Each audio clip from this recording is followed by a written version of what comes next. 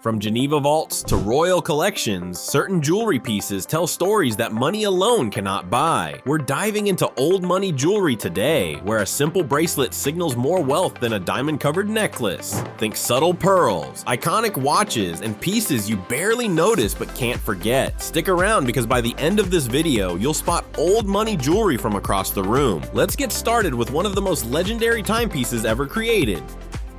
Number 1. Cartier Tank Watch. The Cartier Tank watch has a story that will blow your mind. Picture this. It's 1919, World War I just ended, and Louis Cartier is obsessed with military tanks. He's looking down at them, seeing the parallel tracks running alongside the armored body, those clean geometric lines, that brutal efficiency, and he thinks, what if I turn this into a wristwatch? Here's what makes the tank absolutely legendary. It's not screaming for attention. The case is rectangular, the lines are sharp and minimal, no unnecessary diamonds, no flashy complications, just perfect proportions that have remained virtually unchanged for over a century. And here's the thing, Jackie Kennedy wore a tank, Princess Diana wore it, Meghan Markle wears it today, Yves Saint Laurent never took his off, Andy Warhol owned multiple tanks and wore them constantly. We absolutely love what the tank represents. It's not trying to impress anyone because it doesn't need to. When you see someone wearing a tank, you're not looking at the most expensive watch in the store. You're looking at someone who understands that true luxury is architectural, minimal, and eternal. This is old money jewelry at its finest. What's your take on the tank?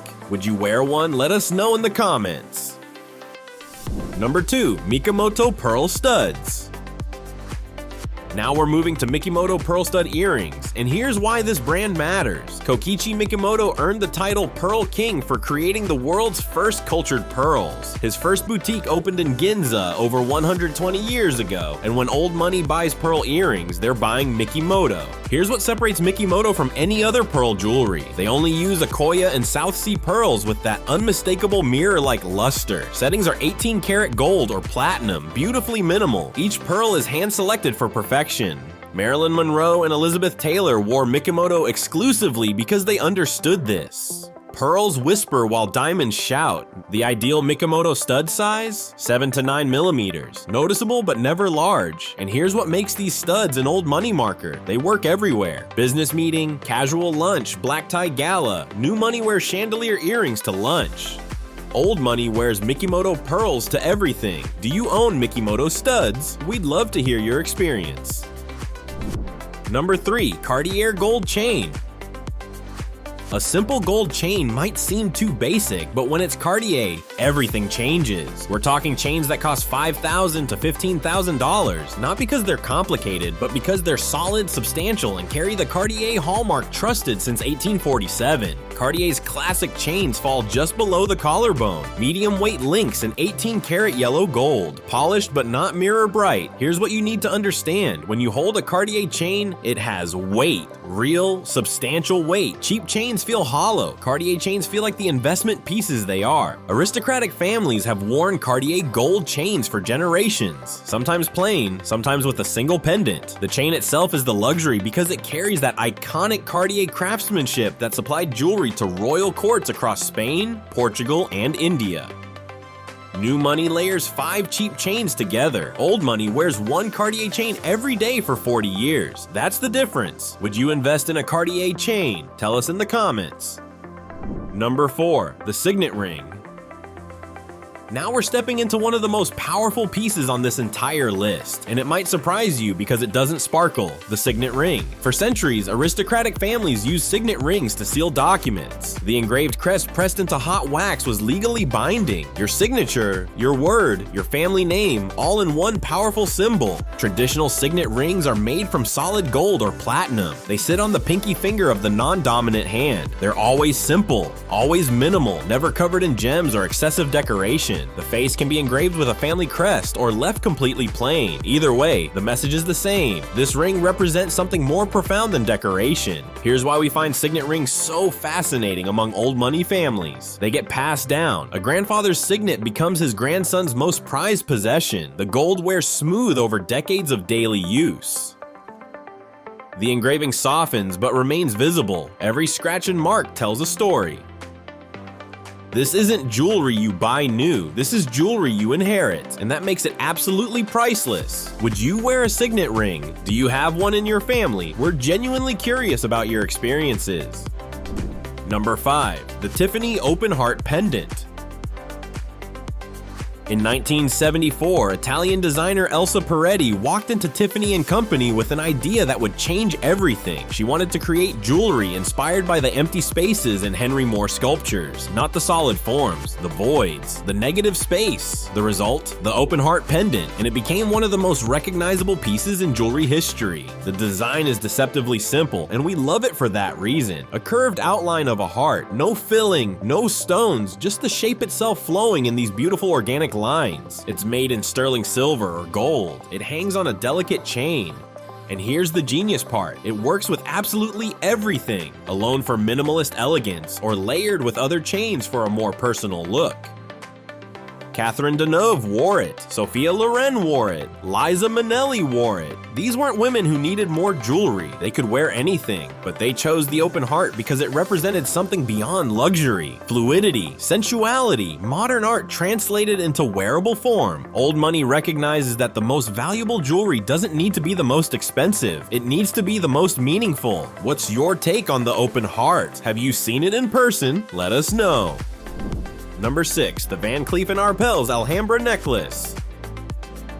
Luck doesn't usually factor into old money jewelry, but the Alhambra necklace is the beautiful exception we had to include. Launched in 1968, this piece took inspiration from the four-leaf clover and the Moorish quatrefoil architecture of Spain's stunning Alhambra Palace. Each motif is slightly rounded, outlined in gold, filled with semi-precious stones, turquoise, malachite, coral, and lapis lazuli, and later, mother of pearl became the signature. Van Cleef & Arpels originally designed it as a 20-motif opera-length necklace, long enough to wrap twice or wear as one dramatic strand. Grace Kelly wore it constantly. Romy Schneider collected multiple pieces. And today, it's become the quiet status symbol that old money women recognize instantly across a room. We find that incredibly powerful. Here's what makes the Alhambra so special to us. It's not about diamonds. Van Cleef could have covered it in brilliant stones, but instead, they chose colored materials that feel almost casual, almost simple, but the craftsmanship invisible and absolutely perfect. Each motif is hand-set. The proportions are mathematically precise. The necklace drapes exactly right because every single detail has been obsessively calculated. This is luxury through craft, not through carats. Have you ever seen an Alhambra up close? The craftsmanship is truly breathtaking.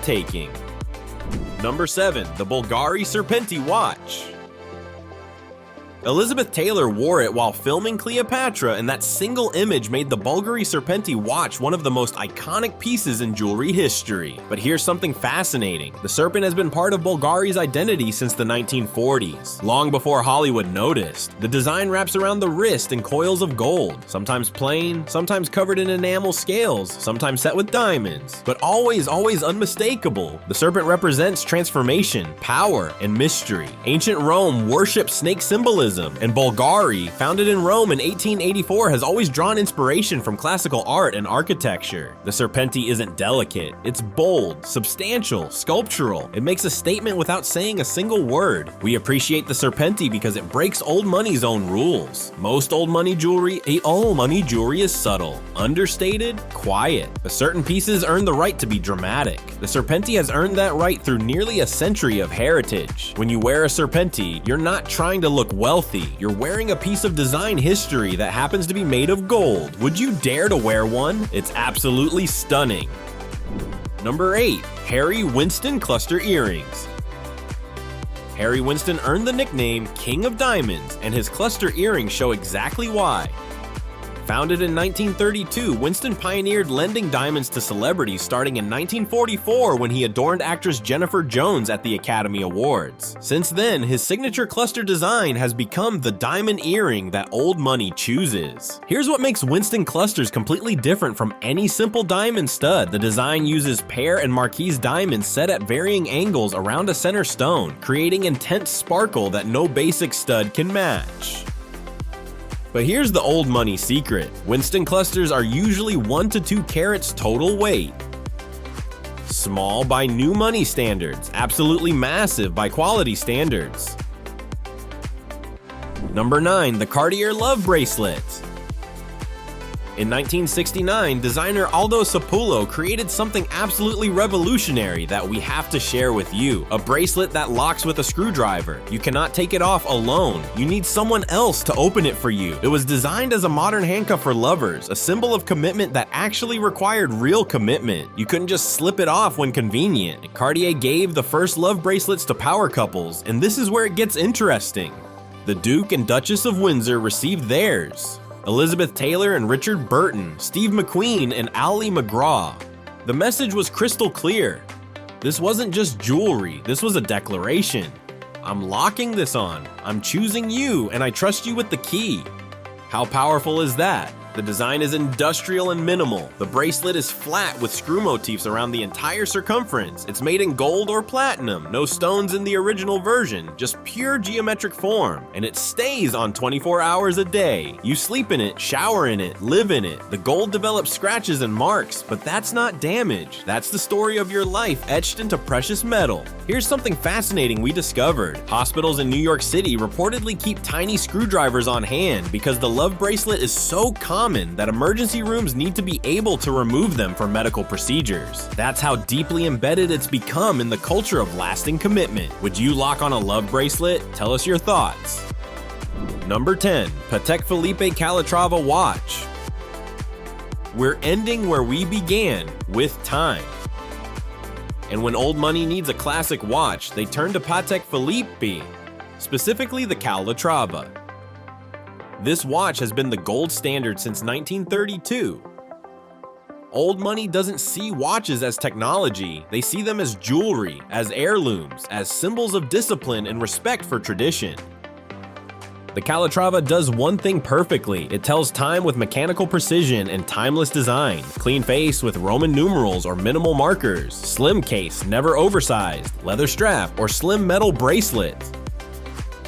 Patek Philippe's motto says it all. You never actually own a Patek Philippe. You merely look after it for the next generation. A Patek Philippe gets serviced every few years and passes down to children and grandchildren. The same watch marks your first job, your wedding, your retirement. These watches appreciate in value over time. That's the old money philosophy we've explored throughout this video. Buy once, buy perfectly, keep forever. Would you wear a Patek Philippe? Tell us your thoughts. These 10 pieces weren't about flash. They were about legacy and timeless value. Which one surprised you most and which would you choose? Tell us in the comments and don't forget to subscribe for more old money deep dives. See you in the next one.